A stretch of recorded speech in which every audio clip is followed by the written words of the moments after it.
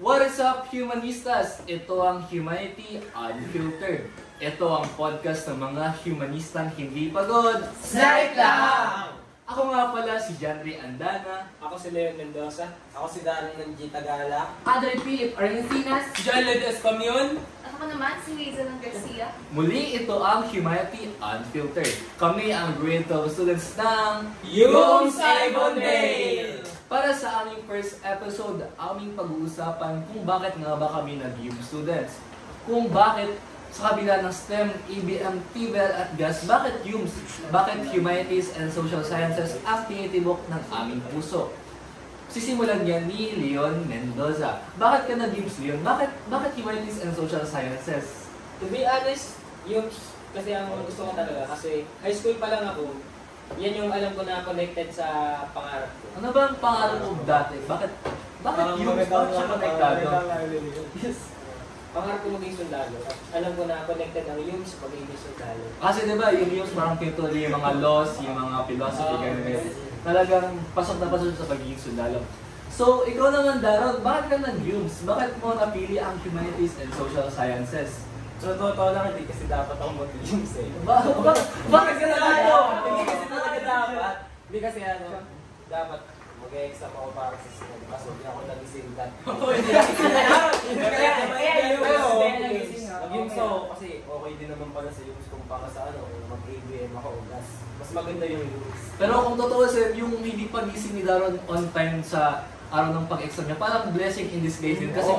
Kasi kung imagine niyo kung nakapasa siya sa STEM, parang hindi niya ma-experience yung pagiging yung students.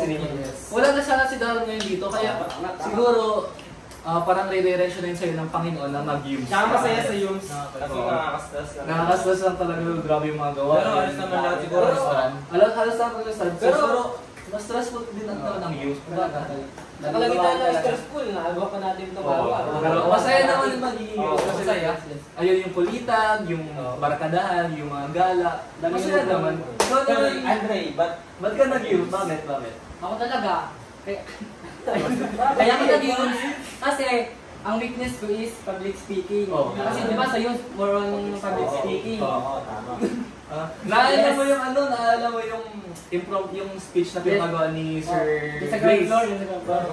Kasama ka ba dun sa mga Oo, speech? hanip na tagaktak. Grabe tagad na ako dun! Naka-speech kayo nun? Oo, nung pagpupo ko nun. Sino nga yung mga napinan, di ba? Sila Shane, sila Hazel. Pero parang hindi na ngayon ang tuloy kasi nga, nag-absent naman kayo nun eh. Parang ibang section na yung naka-experience nun. Pero ikaw naman, Jared as Pangin, bakit ka nag-YUMS? Ako, tulad ni Daron, si Daron, ang magkaiba lang kami ni Daron, hindi siya nagagising ay. Ako, nakagagising ako maaga, kaso nag-exam na ako, kasi ABM sana ang kukunin kong estrand ay. Yun. Kaso, hindi nakapasa. Hindi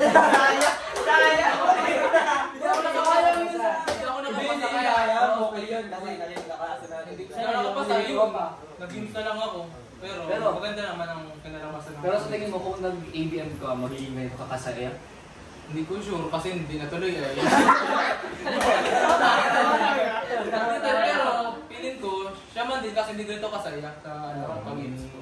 So, Masaya talaga pag-YUMS? Masaya ka sa pagiging YUMS students mo so far. Ikaw naman, Hazel, ba't ka nag-YUMS student?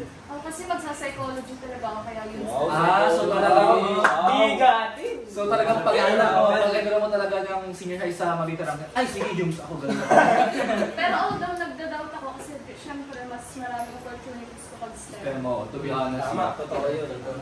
Pero talagang YUMS na nag-sinilo ka talaga mag-psychology. Pero, di ba, syempre narinig niyo yung mga haka-haka about sa YUMS na parang mababa yung tingin niya. Paano ang mga expectations niyo nung nag-enroll kayo sa pagiging YUMS? Parang, ay, dito sa YUMS siguro puro AC dito. Ganun ba yung inisip niyo?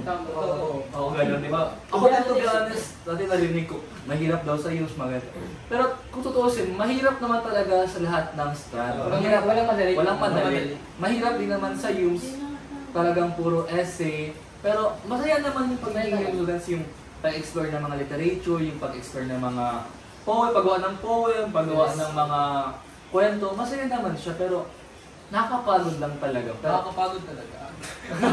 Pero masaya. Pero masaya. masaya. Yung bago natin, puro pakalokohan yun. Tingnan mo, kung hindi tayo yung students, hindi tayo magaganito, hindi tayo magpa-podcast, hindi Oo. tayo Ano makakagawa. tayo siguro nakapstone na tayo. Wala ko sa akin. Mahirap. Narinig ko na sa akin ganito eh, parang 40,000 ang gastos nila sa capstone. Mabawa pa raw yun. Yung theater pa lang natin, hirap na tayo.